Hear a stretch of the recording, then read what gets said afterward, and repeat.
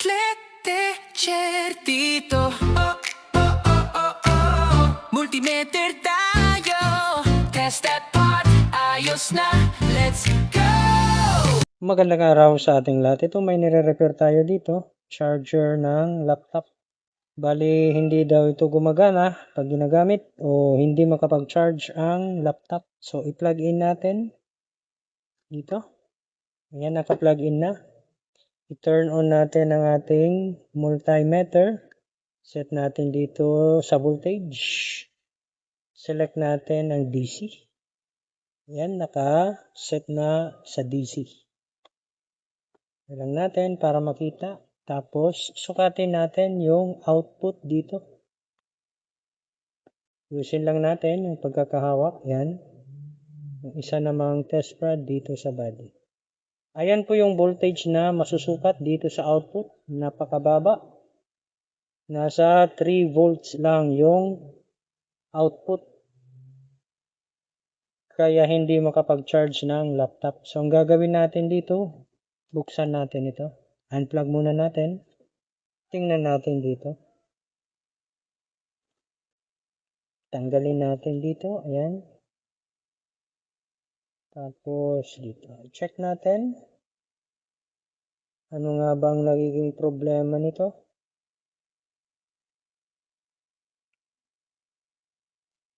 Okay. Mukhang okay naman. Dito yung wire. Hindi naman lumubo yung capacitor dito. So, plug in natin ulit tapos i-check natin yung voltage mismo dito. Kasi baka may problema lang sa wire. Kaya hindi makapaglabas ng 19 volts. So, gagawin natin, ilalagay ang red test rod dito. Tapos black test rod dito. Then ipa-plug in ito. Okay? Ito, pa-plug in natin ito sa power source. Ngayon, sukatin natin dito. Check natin. Sana ay makita ninyo. Yan. Red dito, black dito. Okay? So, ipa-plug in ko ito. Red dito, black dito.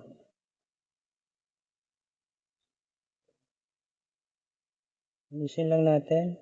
Ayan. Ayun o. 19.39. So, ibig sabihin, may problema ito sa wire. So, ulitin natin sa output. Ano? Dito, isa. Tingnan natin kung masundot natin dito yung positive. Ayan o. 9 volts lang. 10. Hindi umabot ng 19 volts. Bale, yung problema nito nasa wire. Kasi kung sukatin natin dito sa may circuit board mismo, negative doon, dito yung positive. Ayan o. Meron naman po tayong nasusukat na nasa 19 volts. Ayan. Ibig sabihin, may problema ito sa wire. Check natin. Baka dito banda. Unplug muna natin. Oh, ayan. Parang nararamdaman ko mayroong parang mainit dito. Yun. Mainit dito. Ayan o. Yun. Unplug muna natin. Ayan. Parang mainit dito banda. So, ang gagawin natin, puputulin natin ito. Itong naputol na ito, yun yung ikakabit natin doon. So, puputulin natin dito. Okay. Tapos, i-strip natin ito. Bali ito, ikakabit natin dito. Bali ito na-strip na po natin ito. Ito yung ginamit natin, wire stripper.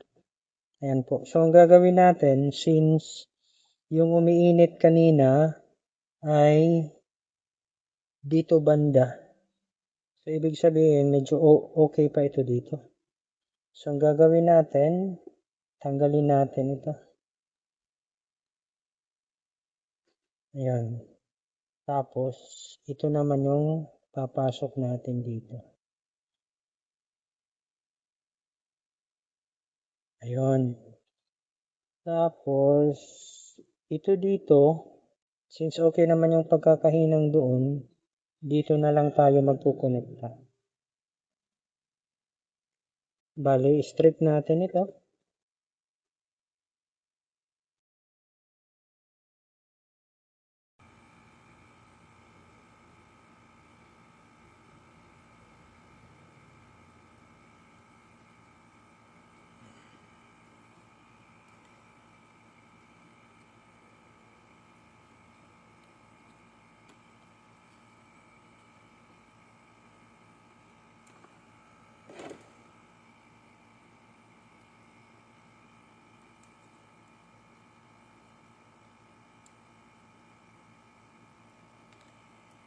Bali, ito po, naidugtong na po natin yung wire. So, ang dinugtong natin ay white. Nakakonekta po yan sa color white. So, nilagyan na lang natin ito ng electrical tape. Ito din, lalagyan din natin ito ng electrical tape. So, ngayon, ang gagawin natin, ito testing natin ang output nitong charger dito. So, plug in ko. Ayan. Tapos, yung red test rod. Ayan, lagyan natin dito ng pangsundot. Tapos ilalagay natin yung red test rod dito. Tapos yung black test rod naman. Ayan. Usin natin. Bale, yung red test rod dito. Yung black test rod dito. Ayan, meron nang nasukat na 19.38 volts. So, ibig sabihin, ang naging problema lang nito kanina ay wire. Nagkakaroon ng loose connection dito banda. So, ang gagawin natin dito, ika-cover lang ito ng electrical tape. Tapos, i-reassemble natin.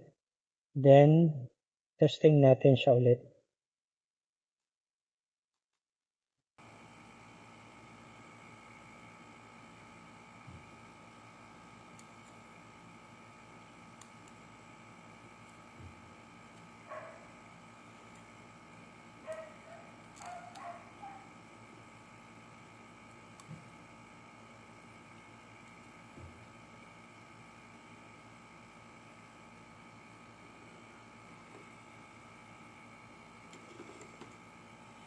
Okay, balik tayo. Ito na reassemble na natin itong charger. Nilagyan din natin ito ng glue dito. So, ito ay papatuyuin na lang natin.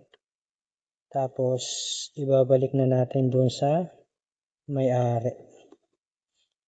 Pero, itesting muna natin para sigurado tayo na okay na itong charger. So, ayan, yung tester natin. Nakaset pa rin yan sa DCV o sa DC. Yung black test rod, ilagay natin dito. Tapos, yung red test rod, lalagay natin dito sa may pansundot itong pin na to. Tapos, ayan, sukatin natin ang voltage, 19.38 volts. So, ibig sabihin, okay na itong ating ginawa na pag-repair dito sa laptop charger. Sana po ay meron kayong natutunan. Kung nagustuhan niyo itong video, paki-like at share. Kung hindi ka pa nakapag-subscribe, maaari po lamang ay mag-subscribe sa aking channel. At paki-click na rin yung notification bell para updated ka sa mga bagong upload na videos hanggang sa muli. Maraming salamat po.